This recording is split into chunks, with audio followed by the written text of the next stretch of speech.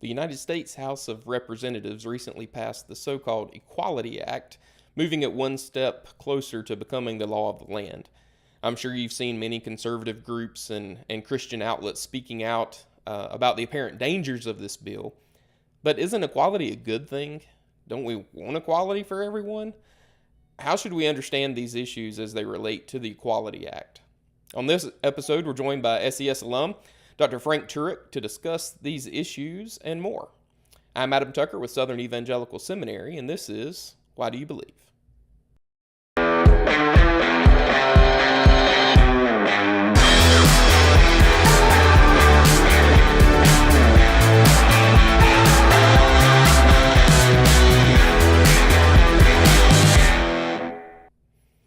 Well, welcome back to another episode. Again, I hope you're enjoying the revised format and the weekly content. It's been a lot of fun to put together, and I hope it's helpful and edifying to those of you who are taking advantage of the content. Be sure to catch last week's episode with Dr. Bill Roach, another SES alum, on the apologetics legacy of SES co-founder Dr. Norman Geisler.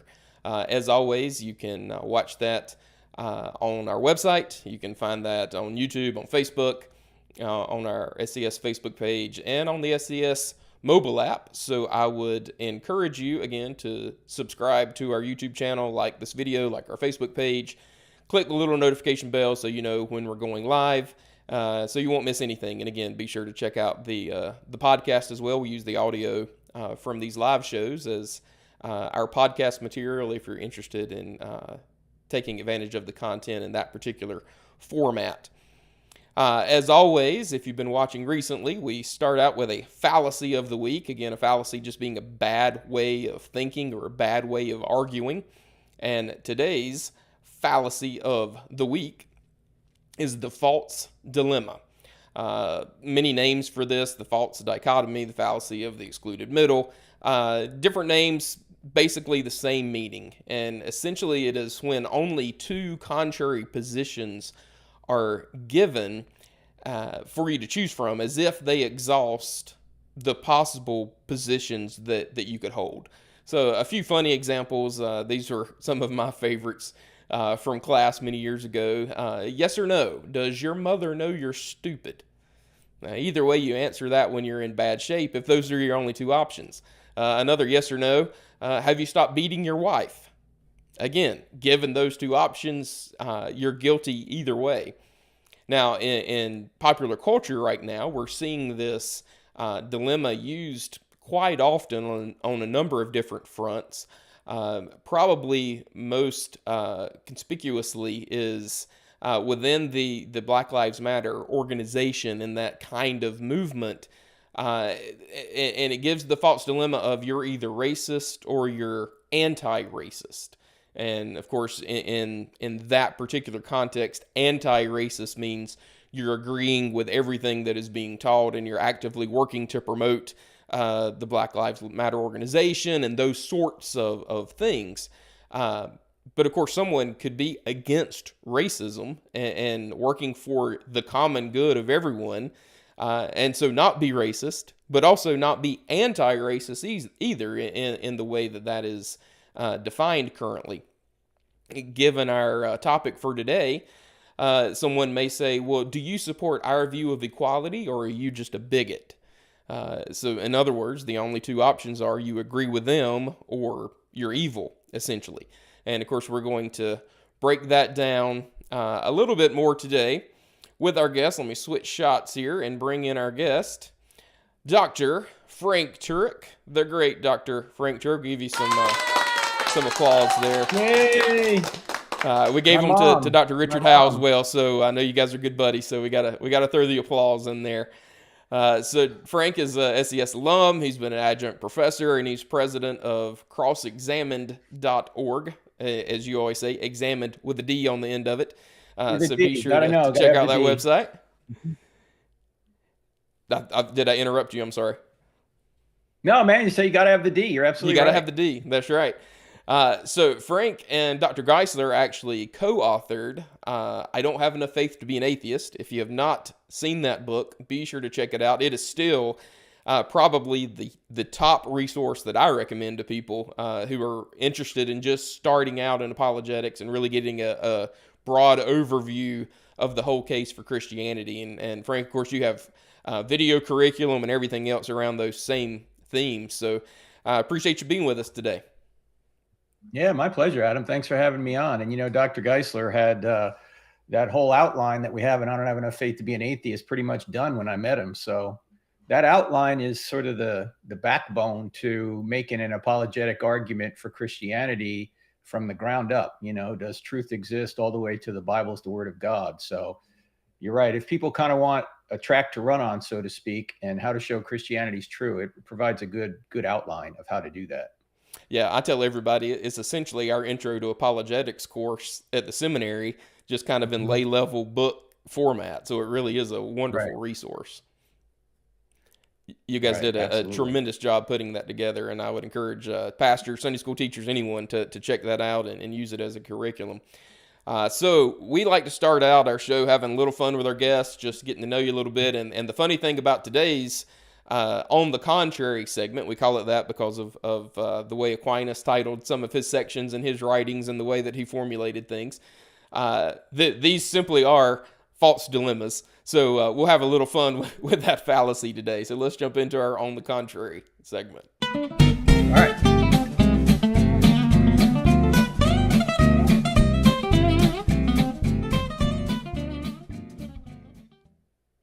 All right, so I've got 60 seconds on the clock. I'm going to ask you a series of either or questions, and we'll see if we can get to know Frank a little bit better. So you ready? I'm ready. On the contrary. All right, here we go. Mac or PC? Mac, because you have fewer viruses. That's right. And they're just prettier.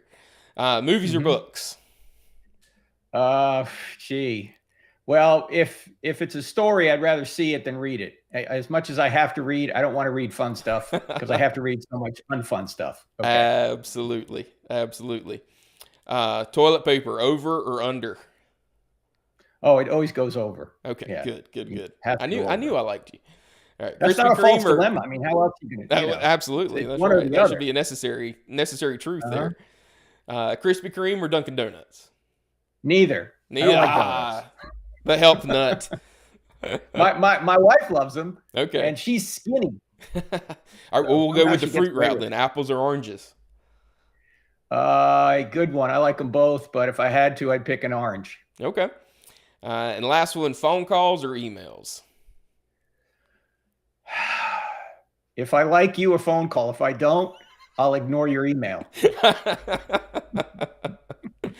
Fair enough. Right. All right. Well, thank you for playing along with us there. Get rid of the clock, and we'll jump into the topic at hand. Again, a serious issue, and appreciate you being willing to jump in and tackle it with us today. So sure, we'll see what we can do. I'm going to throw a graphic up on the screen. I hope you can see this on your end. I think you should be able to. Can you see that? Oh, yeah. That's a pretty good summary of what the difference between equality and equity is supposed to be, according to the left anyway. So I'm going to leave that up there just for a second so our viewers can see it. And, of course, if you're watching or listening to this, on a podcast, perhaps you've seen the graphic of the man and the maybe young man lad and a little toddler at a baseball game trying to see over the fence. And one side is equality, and they all have an equal sized box they're standing on, so two of them can see and one of them can't. And the other side is equity, and so the adult has no box, the middle child has one box, and the little boy has two boxes. So they all can see, but they have different amounts of boxes. So this is, of course, supposed to demonstrate that equity is, I guess, better than equality, and there is a difference. So, Frank, can you help us understand the difference between, at least at a popular level, what people mean by equality versus equity? Is there a difference? Well, yeah, according to the left now, equality means equality of opportunity, but they don't want just equality of opportunity. They want equity of outcome or quality of outcome. They want people to wind up in the same place. Now, I know this is just a meme. We'll talk about that in a minute. I know this is just a meme, but a friend of mine pointed out when you look at that meme they're peering over a fence for a baseball game, and there's a whole bunch of people in the stands. The whole bunch of people in the stands have paid to watch the game. People are actually cheating. they're they're not paying. They're outside. So there's another variation of this meme, Adam. I don't know if you've seen it, where the police are arresting the three guys. Come on. Because look, in a world where you have different gifts, different circumstances, different motivations, people are not going to wind up in the same place. In fact, they're not even going to wind up in the same place in heaven, because there are so many different factors that go into a quality of outcome, or let me just say outcome, that to try and force a quality of outcome is not something you're going to get in this life, and it's not even something you're going to get in the next life. In fact, Jesus talks about this in the parable of the talents, right? Everyone knows the parable of the talents. He gives, 5 talents to one, 3 to another, and 1 to the third. And the first 2 actually invest and actually double their money, so to speak. And the third one just buries it in the ground. And Jesus says to the one who just buries it in the ground and hasn't done anything with his talent, with his resources, he says, I'm going to take that talent from you and give it to the guy who has more, because he's actually done something with his resources and you haven't. So this is exactly the opposite of equity. This is called justice, that people are going to be judged on what they do. Yes, we get into heaven based upon our faith in Christ because he's done all the work. But in terms of our rewards in heaven or our punishment in hell, that's based on what we do. And so this idea that equity is something that Christianity demands is completely against the scriptures. It's not something we can demand. It's not something that will even happen in heaven. Yet that's what the left wants to do. We should all be for equality of opportunity. Yes, let's try and strive to have equality of opportunity under the law. But to mandate equity of outcome is something that you cannot get in any society. It has never happened in any society, and it's not even going to happen in heaven. I honestly never really thought about it's not going to happen in heaven, but that is so true. That's a very good point. Why? I mean, there are a myriad of reasons. I know that, but just for sake of conversation, why do you think equity of outcome is impossible? That it's not something we should be striving for? Well, I'll use an illustration from Thomas Sowell. Thomas Sowell, the great economist, who's now 90 years old, has his degree from the University of Chicago. He's taught at Cornell. He's taught at Harvard. He's taught at UCLA. He's taught at Stanford. He's a brilliant guy. You just Google Thomas Sowell or go to YouTube and look for videos of Thomas Sowell. Thomas Sowell says this. He says, no society in the history of the world has ever had equal outcomes. He says, let me just give you an example of this. Out of the 29 Apollo astronauts, 22 of them were either firstborn children or only born children, just a single child. And he says, because firstborn children tend to accomplish more than children who are born further down the hierarchy. Kids who are second, third, fourth born, they don't tend to achieve as much as firstborn. And so Sowell says, if you're going to get 2 different outcomes from 2 children brought up in the same roof with the same resources and the same parents, how are you going to expect to get equal outcome of children that aren't brought up under the same roof with the same resources and with the same parents? You see, people, the reason we wind up at different outcomes is not because of discrimination alone. It might be part of it, but there are so many other factors that go into outcomes. There's personal choice. There's personal motivation. There's different talents and different gifts that people will either choose or not use. There are different breaks in life. Some are good, some are bad. And no government can equalize all that. And I suppose we lead to very dangerous governments that try, as yes, exactly.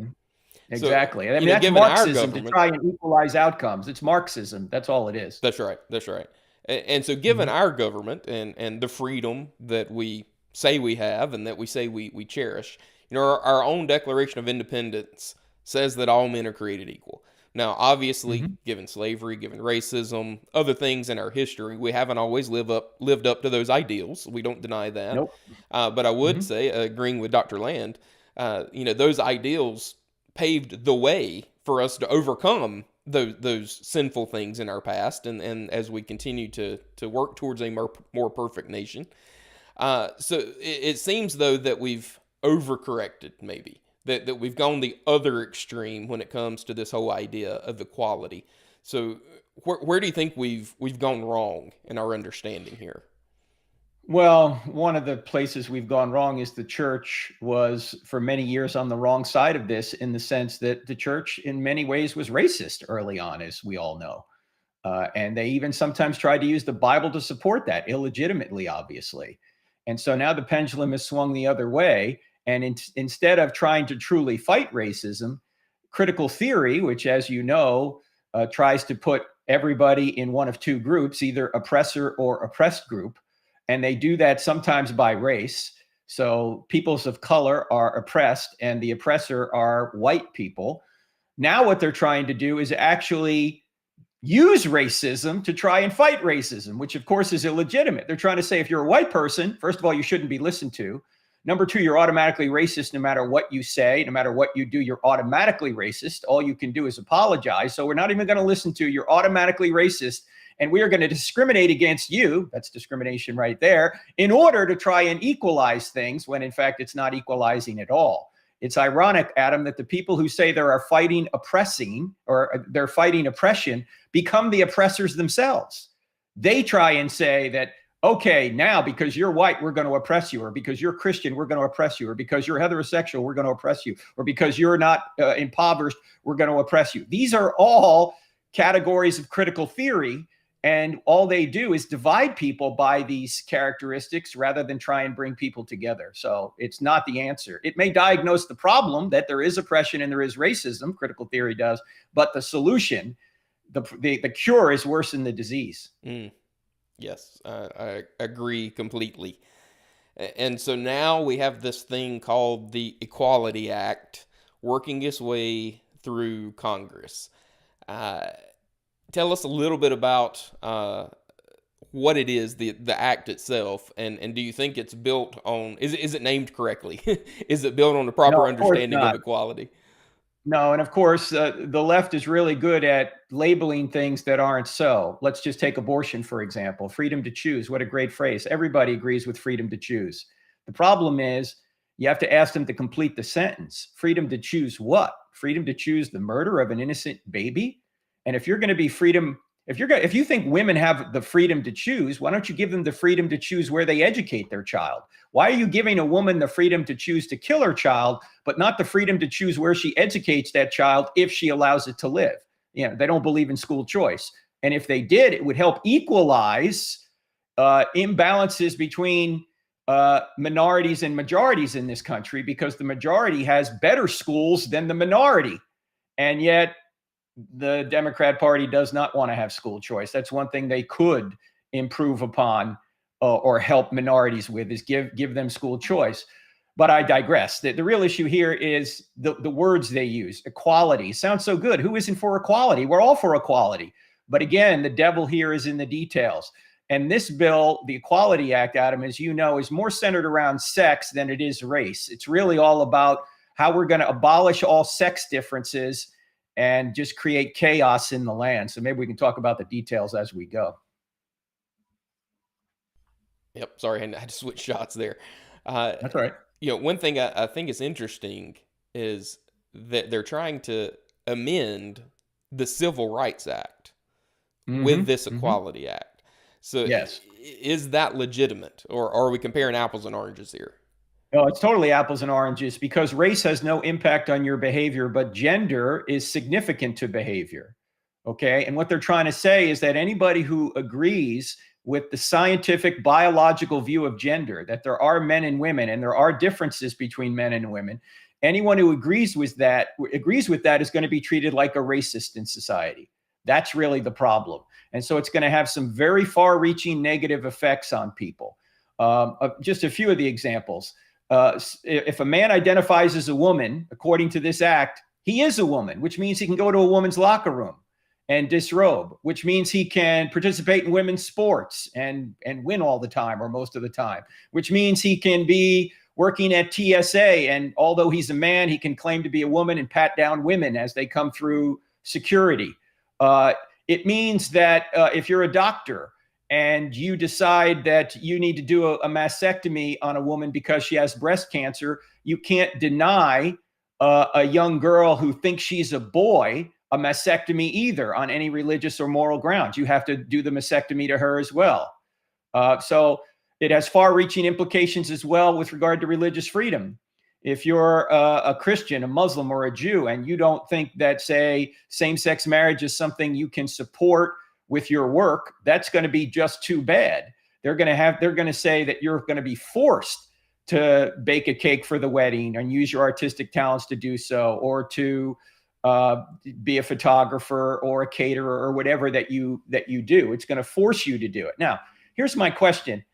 I think that in America, the government ought not force you to go against your conscience. I mean, we even have conscience laws when it comes to defending the country, Adam, which is far more important than whether or not you participate in a same-sex wedding. We will tell people that we will not force you to bear arms to support this country if you have a religious objection to it or a moral objection to it. But we're going to force people to participate in same-sex weddings as if that's more important to the republic than defending the republic. I mean, this is the kind of lunacy that we've actually gone to. And personally, I don't think, look, if a person who identifies as LGBTQ has, say, a t-shirt shop, and somebody comes in and wants to print up, say, t-shirts that say sex with gay sex is an abomination. Maybe it's a Bible verse or something. I think that LGBTQ business owner can say, sorry, I can't do this. This is against my conscience. And he would have the right to say no. But see, the other side doesn't want to give Christians, Muslims, and Jews, or just conservative people, that same right. They're going to say, no, you have to do this. And this is what the so-called Equality Act will do. Yeah, and from my understanding, at least according to First Things article, this Equality Act would supersede the Religious Freedom Restoration Act, and so it stands over and above any conscientious objection someone may hold because of their religious beliefs. Essentially saying, we don't care; it doesn't matter. What was it they said in Congress the other day? Your God has no place in this decision-making process, or whatever it was. I forget how he said it, but yeah, God's will has no place here. That's right. Okay. And by the way, it's not just God's will that it's expressed through the Bible. It's also His will expressed through natural law, which is what our country was founded upon. You know, we have certain rights, regardless of what kind of God you believe in. I mean, our country presupposes a theistic God that is consistent with the Judeo-Christian God. It's not based on Christianity, but it is based on a theistic view of the world, that our rights come from God. And so you don't even need to invoke the Bible to know that people have religious freedom. You don't need to invoke the Bible to know that men and women were made for one another and men and women are different. You don't need the Bible to know this. And yet there are people in our government who are trying to basically call evil good and good evil. They're trying to force people to do things that, of course, Isaiah the prophet said, woe to those who call evil good and good evil. You know, they are trying to force people to do things against their will. And you got to ask, well, why would anyone do this? Mm-hmm. I mean, are people really having trouble getting others to support their same-sex wedding? Is it hard to find a gay florist? Or is it hard to find somebody who will support a gay wedding who is a florist? Is it hard to, no. Look, if somebody doesn't agree with my wedding, then I don't want them there anyway. Why would anybody want to force somebody against their will to come in and serve their same-sex wedding? Because this has nothing to do with freedom. It has nothing to do with love. It has everything to do with, we're going to force you to do what we want you to do against your will because somehow we need to be validated in what we do. Mm-hmm. Yep. I mean, this is the end of Romans 1. Where not only are we doing evil, we're actually cheering on other people who are doing evil. That's right. And golly, there's so many different avenues to explore with this subject. And we've talked about natural law on several occasions in the last few weeks on the show. And of course, as you know, at SES, that's one of the the main things that we teach as far as morality and ethics is concerned is this, natural law theory, classical natural law theory specifically, from Aquinas and from Aristotle and those sorts of thinkers. But it seems to me, and maybe you have some specific commentary to add here, but it seems to me that those on the left, or really anybody who thinks someone may object to this kind of Equality Act thinking, it must be from some religious orientation, and that can only be a matter of your blind faith or personal opinion. It has no bearing on reality as such, as if we can't look at reality and actually come to these conclusions, which is what natural law says we can do. Do you see that dichotomy at work here? Yeah, it is true. It's going to interfere with religious freedom, but not just religious freedom. You can have reasons to be against operating on 15-year-old girls to try and supposedly change their sex. If you're an atheist, you don't need to be a religious person to know that's something that ought not be done. And yet this is exactly what this Equality Act would force you to do. If you're a doctor, you now have to do these operations. Or it's going to say that a parent has no right to interfere with a 12-year-old girl who thinks she wants to transition from woman into man. Something that's, by the way, as we all know, is impossible biologically. You can't change your sex biologically. You can alter your body, but your DNA is still going to be female. If you start as a female, it's still going to be male if you start as a male. And yet this Equality Act is going to completely disregard science, disregard natural law, disregard any moral capacity to say, no, I'm against this. Look, if there was a fair Supreme Court, Adam, this won't pass muster in the Supreme Court. But of course, I have no confidence that the Supreme Court, if a case comes before it, is actually going to do the right thing. Now, right now, this bill has passed the House, but it's got to get through the Senate, and thankfully, hopefully it won't. If you have enough people calling your senators and say, this is a poison pill. First of all, this is a solution looking for a problem. In fact, one of the aspects of this act, Adam, that's very practical to everybody, regardless of your religious beliefs, is what it's going to do to employment. And here's why. I think that this act is going to give an advantage to 3% of the population at the expense of 97% of the population. What do I mean by that? Let's say you're working in a company and they have to downsize for financial reasons. And there's a group of employees that identify as LGBTQ, and there's another group of employees that identify as just John and Jane Doe. They're not LGBTQ. They're heterosexuals. Who do you think, all of the things being equal, who do you think the company's going to probably get rid of? The John and Jane Does. Why? Because the John and Jane Does can't bring forth a costly, expensive lawsuit against this company for discrimination because they don't have an Equality Act. See, it's the LGBTQ people that have the Equality Act. So now they're going to have an advantage over 97% of the population. And any bill that gives 3% of the population an advantage over 97% of the population should never be called the Equality Act, because it's not making people equal. And another aspect of this that I want to bring up, I say it's a solution looking for a problem. Do you really think that people in corporate America, that LGBTQ people have trouble getting employed in corporate America? Are they being discriminated against in corporate America? No, they're running corporate America, right? It's the people who agree with natural law values or Christian or Muslim or Jewish values that are having the trouble. And I guess the real acid test for this is just ask yourself a question. Are you more apt to get into trouble in corporate America for agreeing with same-sex marriage or disagreeing with same-sex marriage? For agreeing with LGBTQ political goals or disagreeing with LGBTQ political goals? I know I was fired because I disagreed with them. That was 10 years ago. This is even before same-sex marriage was imposed on the country by the Supreme Court. I got fired by Cisco and Bank of America merely for writing a book called Correct, Not Politically Correct, How Same-Sex Marriage Hurts Everyone. I mean, I never brought this up at work, but in the name of inclusion, tolerance, and diversity, I was excluded and not tolerated for having a diverse view. So this has nothing to do with equality. It has everything to do with supremacy of an ideology by which you cannot perpetuate and stabilize society. You can't perpetuate and stabilize society on homosexuality. I'm sorry, you can't. I mean, it's just a fact of nature. If you want to perpetuate and stabilize society, you have to affirm and celebrate when men and women come together to procreate and have a stable home to bring forth children. You can't say that homosexual behavior is a better, greater good to society than heterosexual behavior, but that's exactly what this Equality Act will do. Mm-hmm.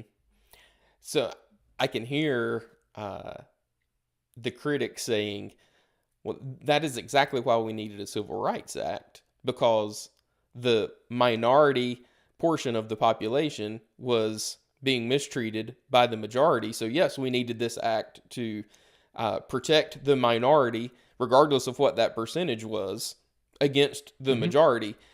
So then I think that boils down to, again, the difference between the Civil Rights Act, which is about persons, versus this Equality Act, which is about behavior. Yes. But that brings us to the distinction that is, I think, often thrown out there, and I'm curious how you would answer, that there's a distinction between sex, which is biological, and of course they try to I think, overplay their hand with the intersex possibility of someone being born intersexed, which is, for our listeners and viewers, an epistemological problem, not an ontological problem, just because we don't know physiologically from our standpoint whether they're male or female. They are one or the other. But they make the distinction between sex, biological, and then this whole idea of, I think, redefined idea of gender. And that is the key that they're holding on to, because their gender is different from their sex, and so that needs to be a protected part of them as this minority part of the population. So what do you think about this whole distinction between sex and gender? Well, first of all, I don't buy the distinction. And number two, going back to what you said originally, the Civil Rights Act had to do with behavior. I'm sorry, with traits that had nothing to do with behavior, race, right? Race has no impact on one's behavior. Ethnicity has no impact on one's behavior. But when we're talking about LGBTQ issues, these are behaviors. And so there's a distinction there. Not every behavior is a good behavior. And behaviors are what LGBTQ issues are. So there's a big distinction there. And it's been put this way. Look, you'll find many former homosexuals. You'll never find a former African American, okay? Because, see, there's a big difference between those two things. The third aspect of this is that there was need for a Civil Rights Act in 1964 because people were being treated unfairly based on a benign characteristic, their skin color.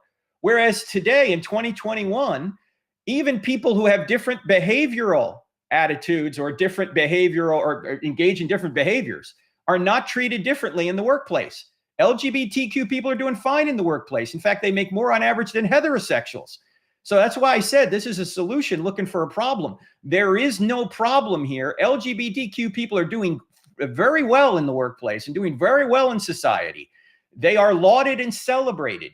It's the people who disagree with the behavior, although they may love the individual, they may disagree with the behavior, that are now going to feel the brunt of the federal government saying, we're going to punish you for your thoughts. We're going to punish you for your religious beliefs. We're going to punish you for your moral beliefs, because if you don't line up with us, you're evil. Well, that's not something the government should do. And as I say, any fair Supreme Court will say this is out of line. This is awful. So what, practically speaking, what should believers be doing in the meantime while this is working its way through Congress? Well, you should be calling your senators and saying there is no way you should ever support this. It's not only going to interfere with religious rights, with moral rights, with women's sports, with doctors, with medicine, with adoption agencies, with all sorts of different things that go on in the workplace. It's actually going to give an advantage to 3% of the population over 97% of the population. And that's nothing like equality. That's inequality. This is really the Inequality Act. And so let's say worst case scenario, it is passed and it becomes the law of the land. How do we still hold and practice our well, Christian values, obviously, because you and I are Christians, but But even just holding to our views of reality from a natural law standpoint, how do we still live those out in that kind of society? We're going to have to live them out and take the consequences of the law, which would be maybe fines, maybe imprisonment, maybe because we're to obey God rather than men, right? If the government says you have to do something which God tells you not to do, or if the government forces you to not do something God tells you to do, like worship or whatever, then you have to disobey the government. I'm not talking about overthrowing the government. I'm just saying you're going to disobey and take the consequences. You're not going to storm the Capitol tomorrow or anything. No. When you look at that too, that's another thing the media has been been doing illegitimately, in my view. How many people were on the mall on January 6th? Was it probably 500,000 or more? And how many broke into the Capitol? Maybe 100? Yeah. And we're going to tar the 500,000 because of 100 people got out of line? I mean, right. And they'll say that despite the fact there were thousands of people burning cities down in 2020, and we got justifications from the media and the Democratic Party that this was a good thing and we ought to approve of it. In fact, we could even get rid of COVID restrictions and COVID safety measures because this is for a just cause. And to raise money to bail them out of prison. Yeah, exactly. That's what the vice president did. Well, she wasn't the vice president at the time, but you get the idea. Yeah. Yeah, and so I just want to reiterate again for our listeners and those watching this, you can go back to our one day after Valentine's Day episode with Dr. Timothy Brown, where we talked about the nature of love. And of course, Frank, you know this from firsthand experience with your debates and other things that you've done with us and elsewhere, that when we are talking about disagreeing with these behaviors, disagreeing with these ideas, I don't think we can reiterate this enough in our current culture. We are doing that. We disagree with those things because we love our neighbors, because we will their good. And what we understand to be good for them is the opposite of how they're living and how they're thinking. So, of course, we're going to disagree with that. Not because we hate them, not because we're bigots, but because we love them. And I always love for you to tell the story of the debate you and Michael Brown did with us at SES and how that went. Oh, yeah, it's one you moderated a few years ago there at SES, because Michael Brown and I were debating two folks from the LGBT community. And I think the title was something like, does love require affirmation or approval or something like that? And so, of course, they were saying, yes, in order to love us, you have to approve of what we do. And we were saying, no, we can love you without approving what you do. In fact, look, every parent knows this, right? If you approve of everything your kid wants to do, you're not loving. That's right. You have to stand in the way of evil if you want to love people. And Paul says this right in 1 Corinthians 13, as he says that love always protects. Love rejoices in the truth. If you want to love somebody, sometimes you have to tell them what they don't want to hear. That's how you love people. In fact, it was Thomas Sowell who said this. He said, if you tell somebody what they want to hear, you're helping yourself. If you tell people what they need to hear, you're helping them. Okay. Anyway, in this debate, I asked the other side, I said, do you love us? And they said, yes, we do. And I said, well, do you approve of our position? Do you approve of what we're doing here? They said, no. I said, well, you just lost the debate then, because you were taking the position that in order to love somebody, you have to approve what they do. Yet you just admitted you love us and you don't approve of what we do. So no, love does not require approval. And, too often we Christians, since the culture is crumbling all around us, we're looked at as people who are just the naysayers, tell us what you're against. You're against this, you're against that, you're against the Equality Act, you're against this other thing. Why don't you tell us what we're for? Okay, I'll tell you what we're for. We're for the human flourishing. And the best way to flourish humans in a society is to recognize the man-woman relationship over any other relationship, because the reason the government's involved in marriage to begin with is to perpetuate and stabilize society.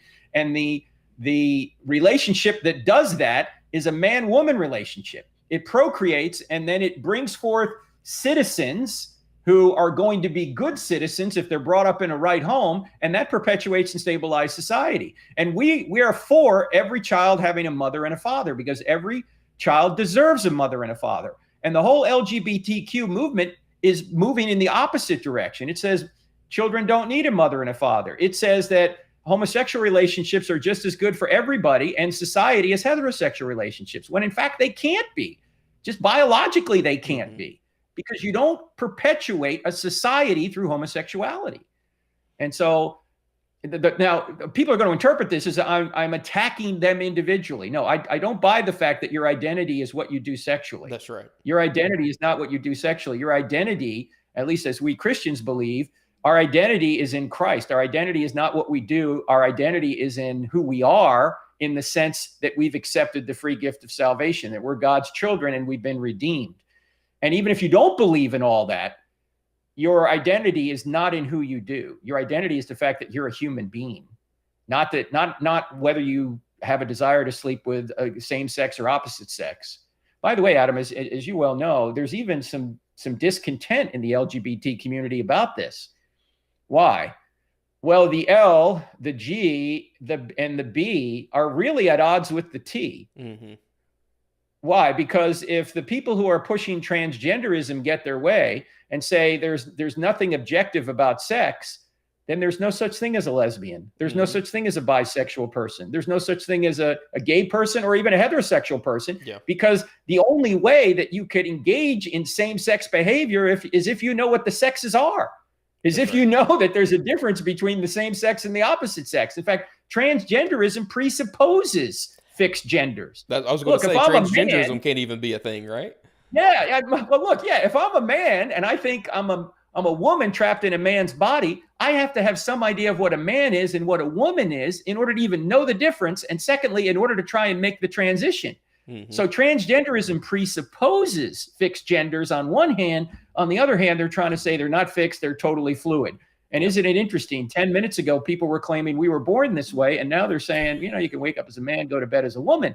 So the whole movement is just fraught with contradiction. Yeah. And as many have also pointed out, feminists have pointed out who are not part of the LGBT community, mm-hmm. they're against the whole transgender thing as well, because you're making you're basically defining women out of existence. Yep. Because if gender isn't fixed, how do you know what a woman is? That's right. How do you know what a man is?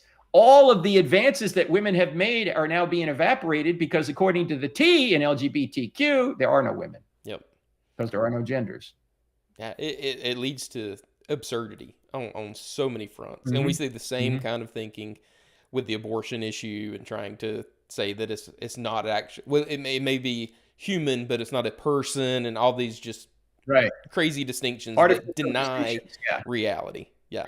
Mm-hmm. And that is exactly why at SES, as Dr. Geisler's 12 points and all those things, we start with truth about reality is knowable. And mm-hmm. our culture is denying that any way that they can. And that's why we call this show Why Do You Believe? And why we close the show the way we do. Adam, if they're denying that you can know truth, then how do they know true? How do they know it's true that there are a women trapped in a man's body? Exactly. Or how do they know it's true that they have certain rights? You see, if you can't know truth, you can't know anything, including whether you have rights or not. And how can you have rights unless God exists? Because if God doesn't exist, everything's just a matter of opinion.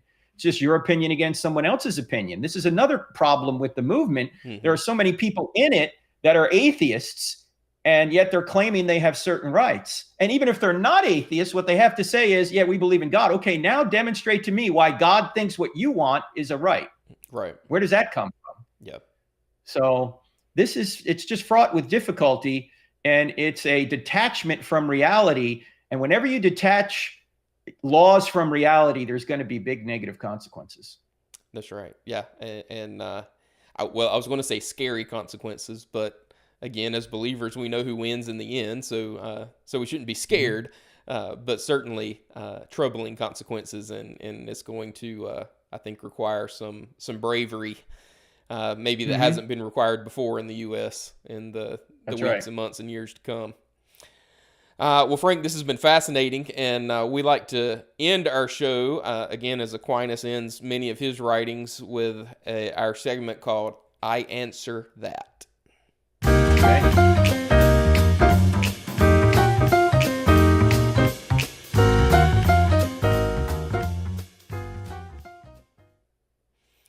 All right, so this is where I get to either take some questions from social media or just play devil's advocate or whatever. So, let's get back to this notion of the mean that we talked about, the equality and the equity and the boxes and all that.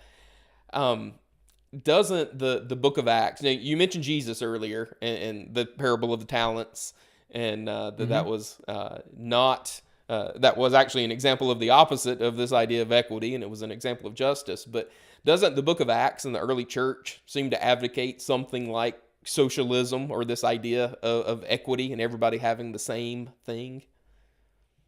No, what you're talking about is a very short period of time where they just pulled their resources together, as you might if you went on a big camping trip somewhere and said, hey, man, let's just all get together and help one another out.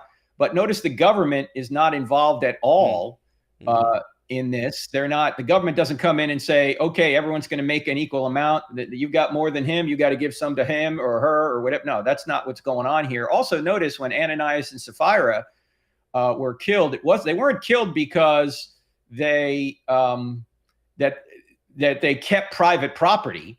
They were killed because they lied to the Holy Spirit. Okay, they had their private property that they said they were going to sell and give the resources to the group, and they promised to do that, but then they lied to the Holy Spirit about it. Okay, so no, this is not an example of socialism. And I might add one other point. When you read the book of Acts, as you read a lot of the scriptures, much of the scriptures are not descriptive, they're prescriptive. Or I should say the other way around. They're not prescriptive, they're descriptive. We think everything's a prescription in the Bible. No, there's a lot of things the Bible describes that aren't prescriptive toward us, right? The Bible describes the adultery of David and Bathsheba, but that's not a prescription for us. God doesn't want us to commit adultery, right? So that's another thing we need to keep in mind. Much of Acts, which you could call the book of the activities, is really a description of how the church grew in the first 30 or so years of its existence. It's not necessarily a prescription for us. It's a description of what they did. So I think we need to keep that in mind as well. And just to point out quite clearly, the Bible presupposes private property. Why? Thou shalt not steal presupposes that you can have private property. When Paul also says in 1 Timothy chapter 6, he says, tell those who are rich to share with others, but God gives you richly all things to enjoy. He's not saying that you need to equalize your resources with everyone. He's saying if you're rich, just share voluntarily. But remember that God has given you all things richly to enjoy. So there's nothing wrong with having more than somebody else. There is something wrong with you using your resources and never sharing, and Christians should be sharing. They should be giving. But the idea that the government has to come in and equalize everything is the idea that that's a biblical command is found nowhere in Scripture. It wasn't even the case in ancient Israel, right? When under the theocracy. Remember that the folks that were well off had to leave the corners of their fields available to the poor, so they could have, that was kind of their social security, so they could have something to eat. But nowhere does it say that the rich person or the person with the vineyard or the person with the farm has to divide it up with everybody else. No, that's not the way it works. You know, William Bradford tried that here in America. You know that whole story of the Pilgrims. When he showed up here, he tried to use a communal field. You know, we're going to all pool our resources. And they practically starved to death that first harvest. And then he said, well, you know, the socialism thing doesn't work. Let me divide up the fields, and whatever you grow, you get to eat. And that motivated people to actually farm the land. You know, if it's a communal field and you're going to work the land, Adam, I can be a free rider and say, Adam's going to do it. I'm going to kick back, and we're not going to produce as much. So now, socialism misunderstands human nature. It misunderstands that people actually need incentive to work. Without incentive, they'll be lazy and they'll kick back and feed off other people. And that's not a productive society. Yeah, even Paul said, right, that if you don't work, you don't eat. That's right.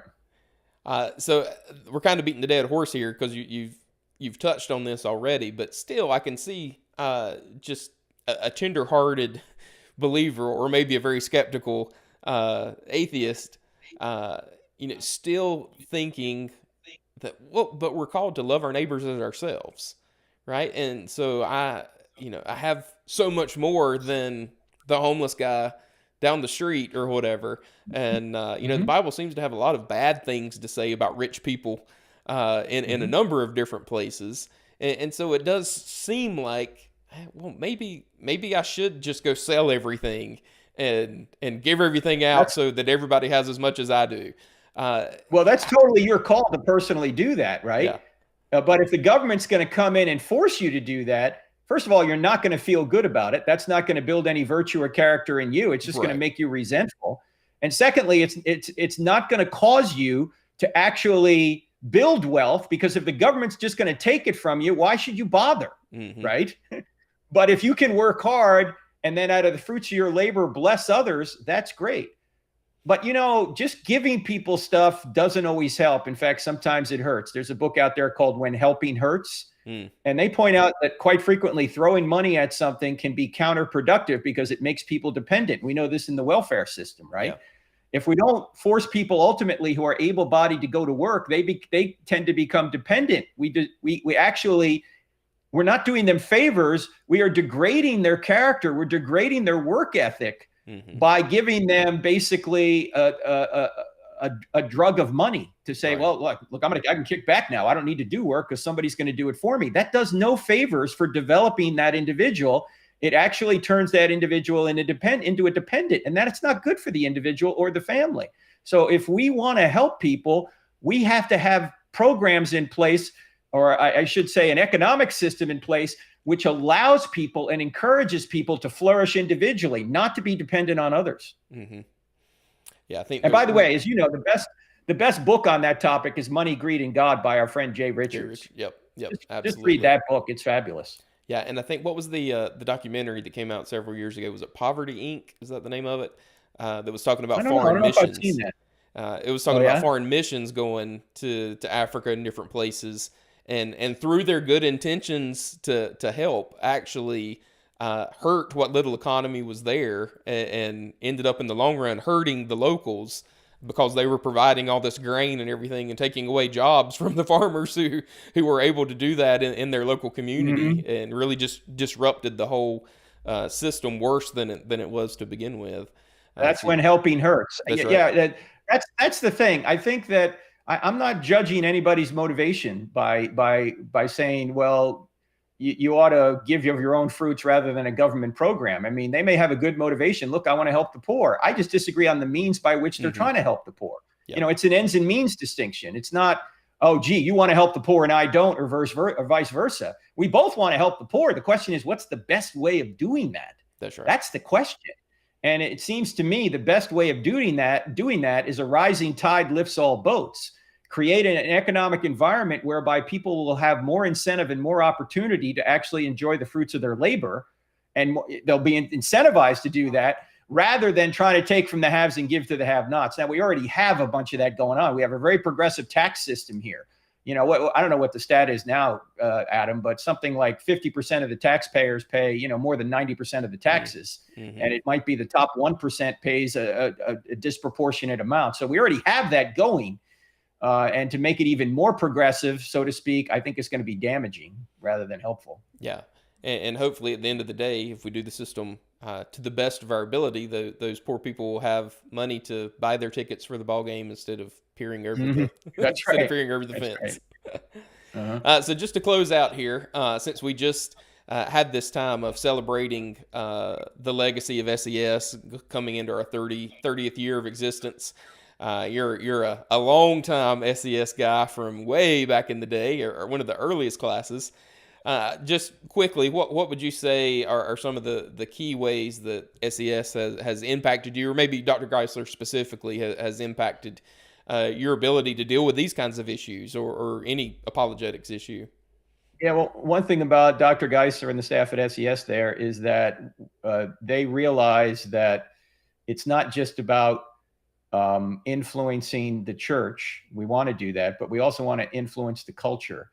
And all issues are issues that Christians ought to be involved with. We don't separate our lives into, here's my spiritual life and here's my, secular life. That's right. We think everything is spiritual. So we have to be involved everywhere, including politics. And I like to tell people who say, oh, we ought not be involved in politics, just preach the gospel. I say, if that's your attitude, you don't think the gospel is very important. Why not? Because your ability to preach and live the gospel is dependent on what laws are passed by the government, Mm-hmm. including the Equality Act, right?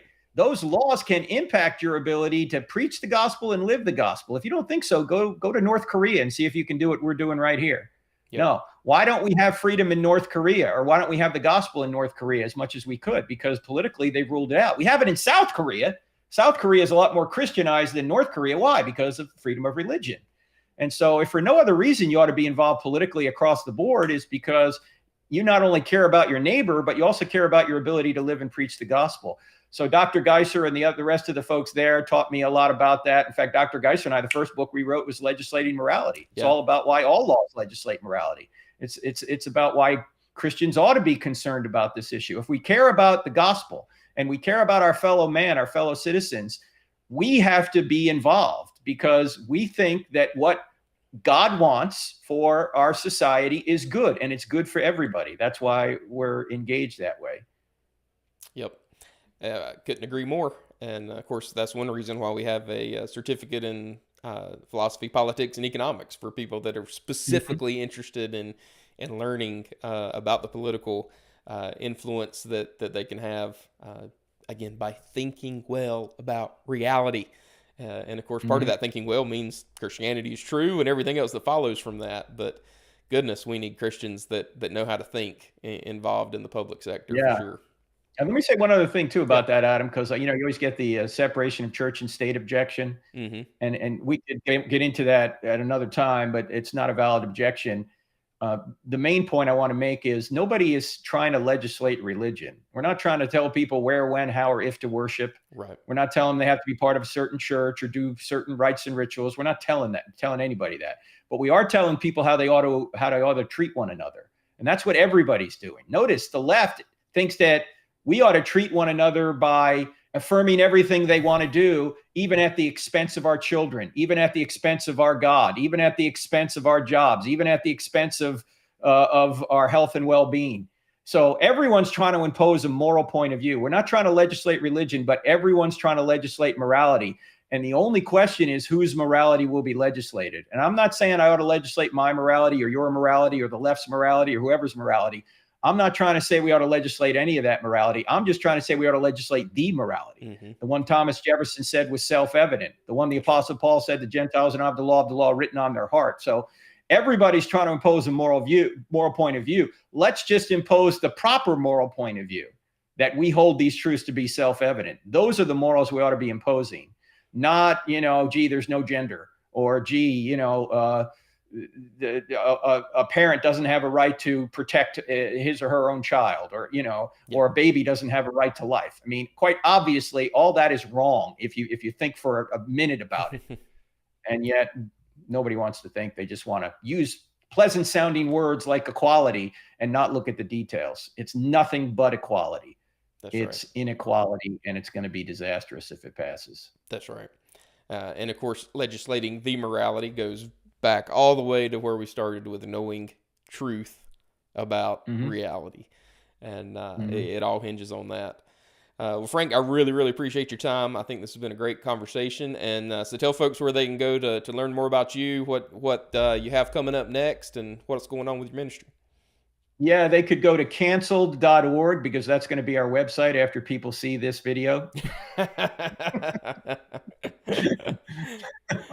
No, they can go to crossexamine.org and check us out there. We have a YouTube channel. We have an app, 2 words in the App Store, Cross Examined. We have a TV show, a podcast called I Don't Have Enough Faith to Be an Atheist they can listen to. And when we're not in a pandemic, we go to college campuses and present evidence that Christianity is true. We also go to churches, high schools, youth groups, that kind of thing. We're still doing a lot of that, but the colleges have pretty much been shut down for the past year. And I sense probably by this fall, we'll be back in there, hopefully anyway, but that's what we do as well. So good. Check that out, crossexamine.org. Crossexamine.org. And did I hear that you're working on a new book? Can I ask you about that? Yeah, that won't be out for another year, though. Okay. My son and I are working on it. He's a seminary SES grad as well. There's 2 Frank Tureks who have graduated from the seminary. So we're working on what superheroes tell us about God and ourselves. So that's kind of cool. He's a big superhero buff. So it's going to be it'll be more interesting than, just a basic apologetics book. Yeah, no, that sounds very cool. You'll be learning about Iron Man and Batman and Luke Skywalker and all that stuff. So nice. Well, Frank, it's been a pleasure as always, and I really appreciate it. All right, thanks, Adam. God bless. Say hi, everyone over there at SES. SES.edu. That's where you go for your training. That's right. There you go. Thanks again. We'll talk to you soon. All right, see you.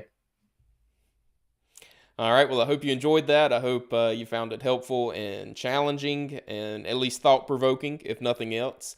If you're like me, there's probably a lot in there that you need to go back and re-listen to and maybe do some further investigating.